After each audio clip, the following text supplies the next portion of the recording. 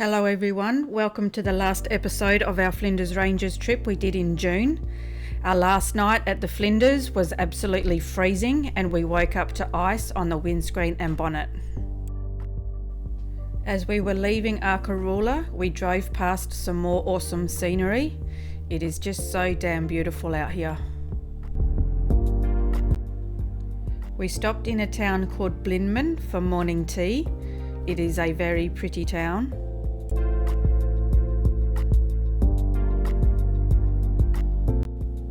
Checked out an old heritage home called William's Cottage. It is such a cute little cottage with all the old furniture and photos, and it also has some documents regarding the place.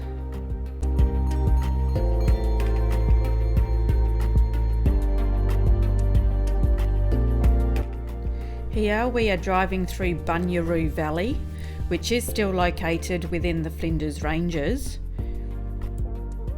Such stunning scenery, it actually has a look like we are in America somewhere. Not that I have been to America, just what I've seen from photos and TV.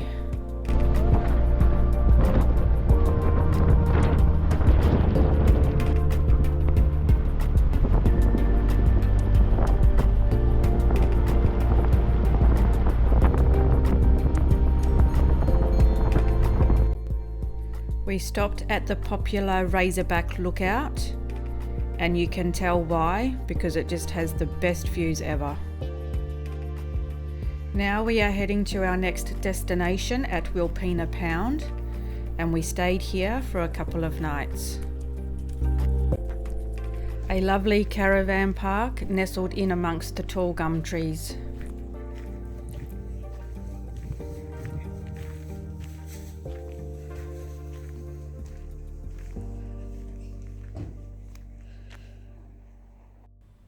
John and Penny had a couple of visitors, with one even having a drink out of their coffee cup. We think they are the yellow-throated myna bird. Did a 6.5 kilometre walk along the Pound Gap track to check out the Wangara lookouts. Walked past part of the Wilpena Creek and through some beautiful landscape.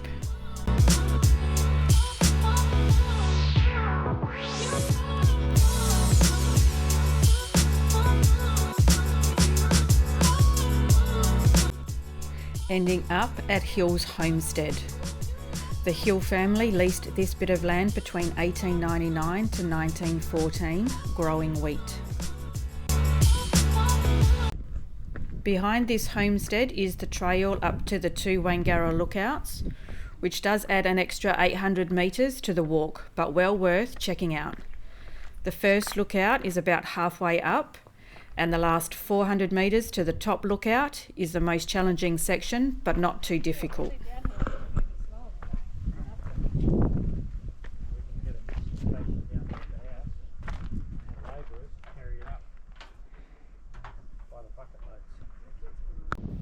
Once you get to the top, the view is just stunning, and it overlooks the Pound.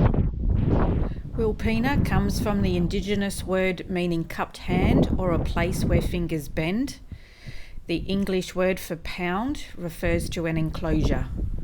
Wilpena Pound is also known by the traditional Indigenous name Arkaroola, which means meeting place.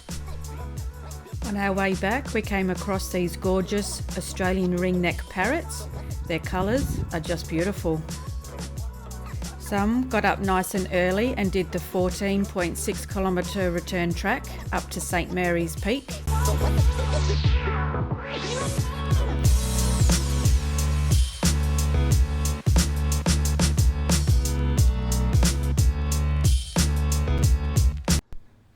It looks like it was a little bit on the challenging side. That's my line. But well worth the walk, with the most beautiful panoramic views of the Flinders Ranges and of the Pound.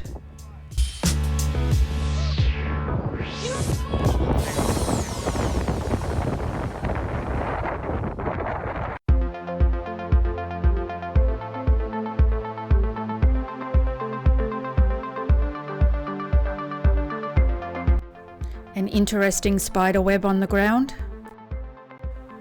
We had a mate that lives in Adelaide visit us for the night. He drove the 6 hours and it was great to catch up with him. Thanks, Rob. Driving through more stunning country, heading towards Quorn, spelt Quorn, and Port Augusta.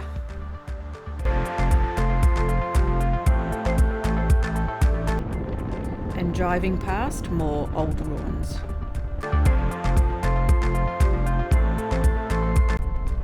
And then stopping and checking out the old Kanyaka homestead ruins, which is situated between Hawker and Quorn. This was an old sheep and cattle station consisting of a large homestead, workers' cottage, stables, workshops, shearing sheds and huts.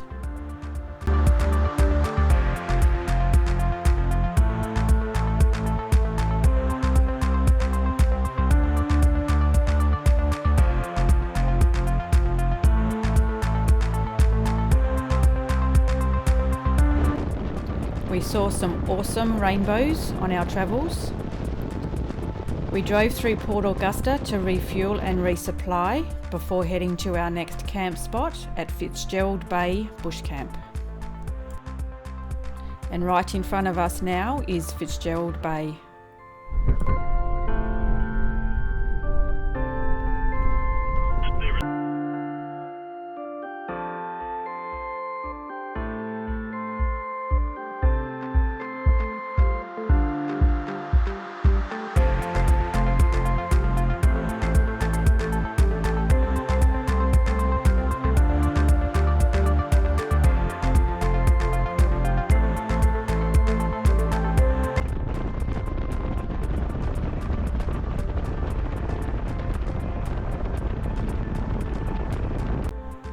The next morning we drove to Whyalla. This is a seaport located on the east coast of the Eyre Peninsula and is known as the Steel City due to its steelworks and shipbuilding heritage. The port of Whyalla has been exporting iron ore since 1903. Some of us did the tour of the steelworks, while the rest of us just explored Whyalla. Richard and I checked out the circular jetty, which apparently cost about $1 million to construct, but very nice.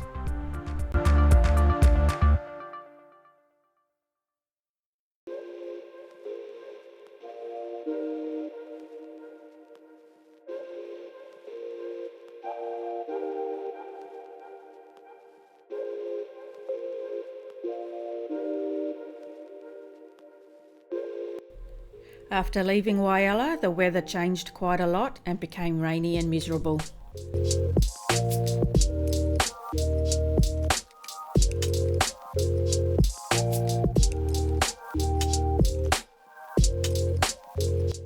Our next camp spot is at beautiful Yadalkni Weir. I think I've pronounced that right. Situated about 6 kilometres east of Cleve.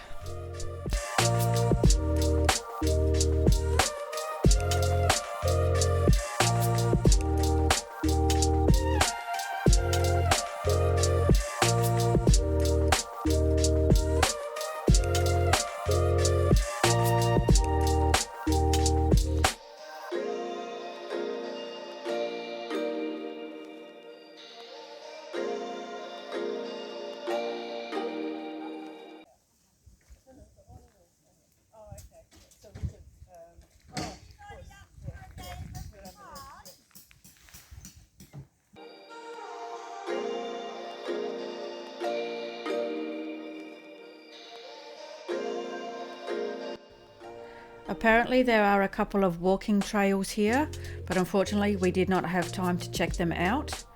But we did have time to have a card game of 5 crowns. Also has barbecue and picnic tables.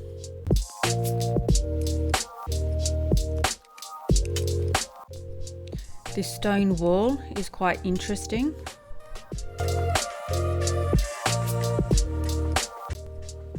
And this little sculpture park, bit random. Morning tea in a beachside town called Elliston, situated on Waterloo Bay.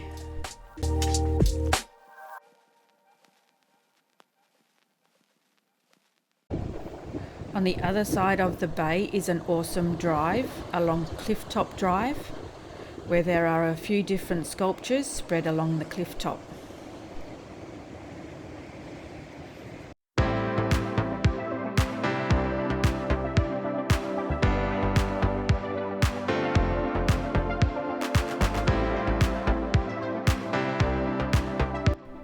It was a very interesting drive and well worth doing,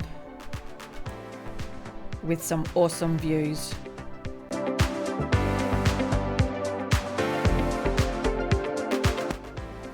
Checked out the Woolshed Cave, which is a large cavern carved into the granite cliff by wave action.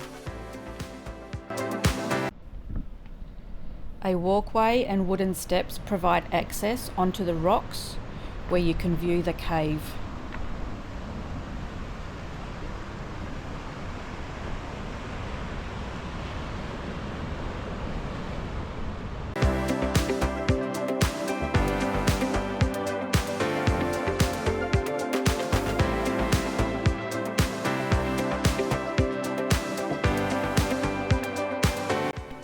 We then checked out what is called the tub, which has been created by the power of the destructive waves.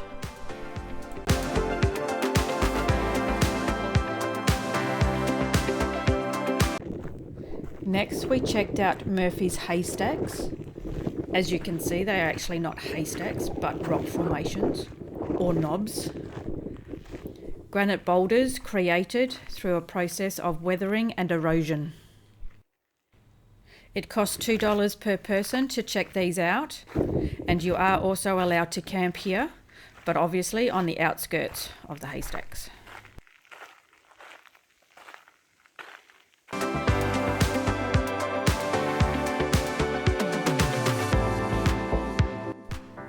We then headed to Streaky Bay, where we stayed for one night. It is a gorgeous coastal town on the western side of the Eyre Peninsula. Loved this place, we'll definitely come back here.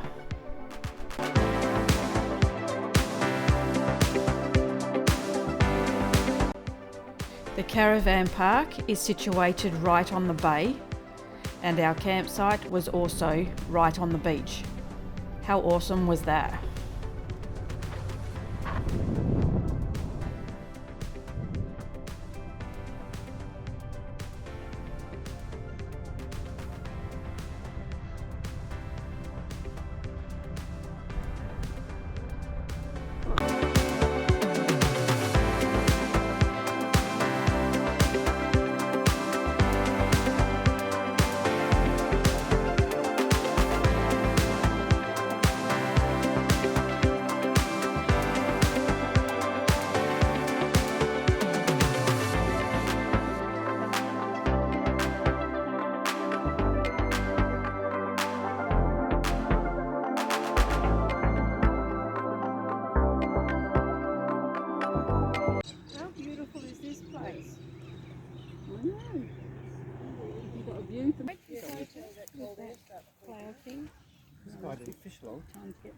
We could even have our campfire on the beach.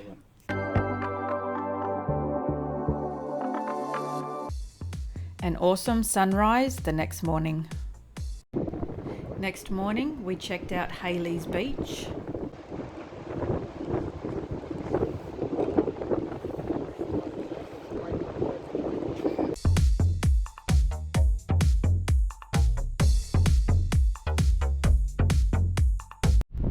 And the Whistling Rocks.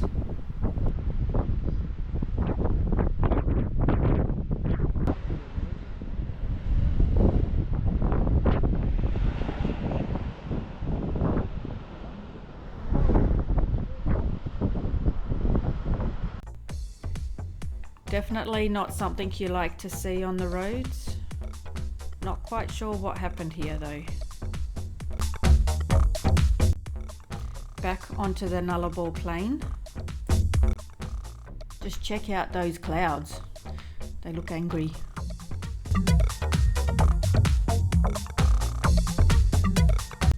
This was interesting. You could see the rain coming and then bang, it hit us. Driving along the track along the Great Australian Bight.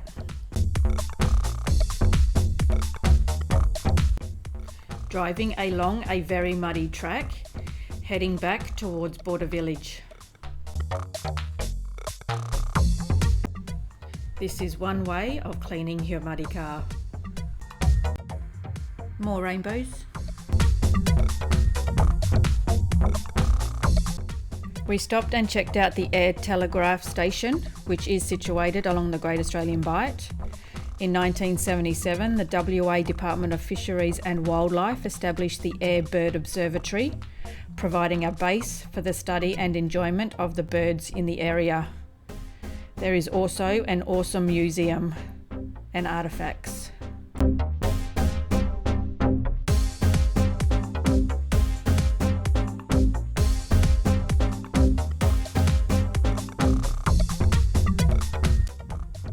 Our next point of interest was to check out Twilight Cove, which is also still along the Great Australian Bight.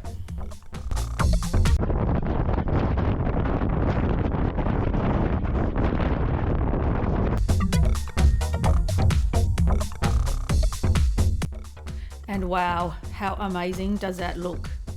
This is actually a very popular camping spot.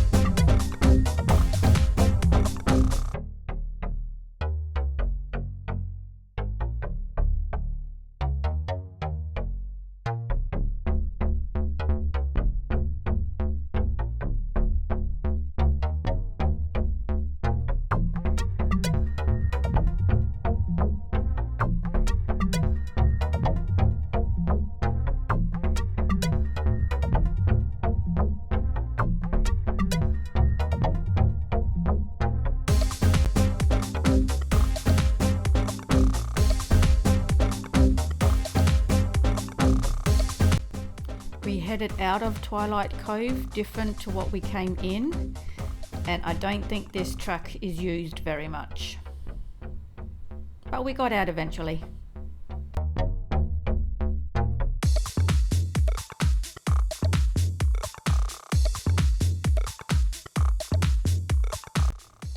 Our camp spot for the night in a clearing that we found along the track.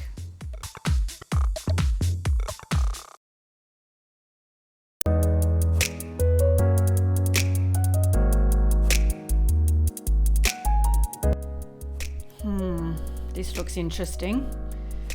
A bit on the muddy and slushy side. Looks like a few people had a few issues getting out at some point. But we managed to get out okay.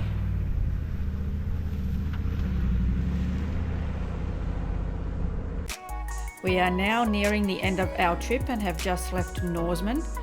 We are on the Norseman-Hayden Road looking for our last camp spot.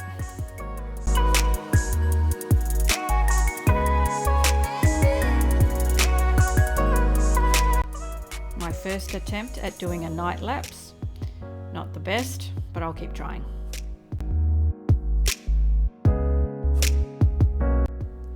Thanks for watching and stay tuned for our next adventure. Ciao for now.